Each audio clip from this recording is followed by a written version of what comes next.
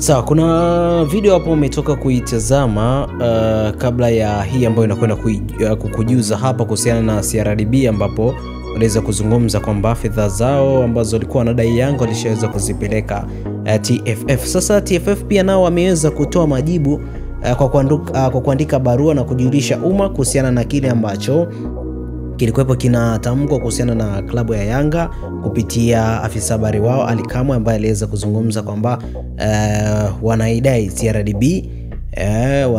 CRDB fedha ambazo zilikuwa ni za mchezo wa kombe la CRDB katika msimu ambao ulipita, wakatishia kwamba hawatocheza fainali ijayo kutokana na fedha ambazo hawakuweza kulipwa. Sasa TFF wameweza kutoa taarifa rasmi juu ya swala hilo zima kuhusiana na fedha hizo. Moja kwa moja nitakwenda kusomea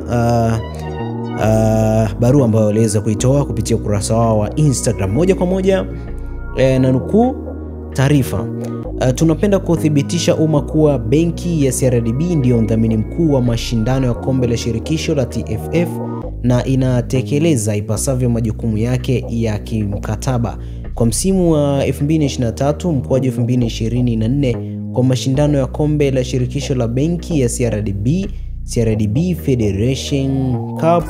Benki hiyo ililipa fedha zote za kimkataba shilingi milioni 255 kwa ajili ya uendeshaji wa mashindano hayo. Tumemsikia meneja habari na mawasiliano wa Young Africans Sport Club kupitia vyombo vya habari akidai kuwa klabu yao inadai TFF shilingi milioni 200 ambazo ni zawadi ya ubingwa wa kombe la shirikisho la benki ya CRDB. Tunapenda kutoa ufafanuzi kuwa TFF ndio inayodai klabu hiyo. Young Africans Sport Club iliomba kwa barua fedha zao za zawadi katika mashindano mbalimbali zikatwe kulipia malipo wanayotakiwa kulipa kwa TFF, ikiwemo ada za wachezaji wa kigeni. Hivyo, ili kutoendelea kusababisha sintofahamu kwa umma, tumeiandikia barua Young Africans kutuma kwetu mtaalamu wao wa fedha kesho saa 4 asubuhi kuhakiki deni la klabu hiyo akiwa na vielelezo vyote katika ofisi za TFF.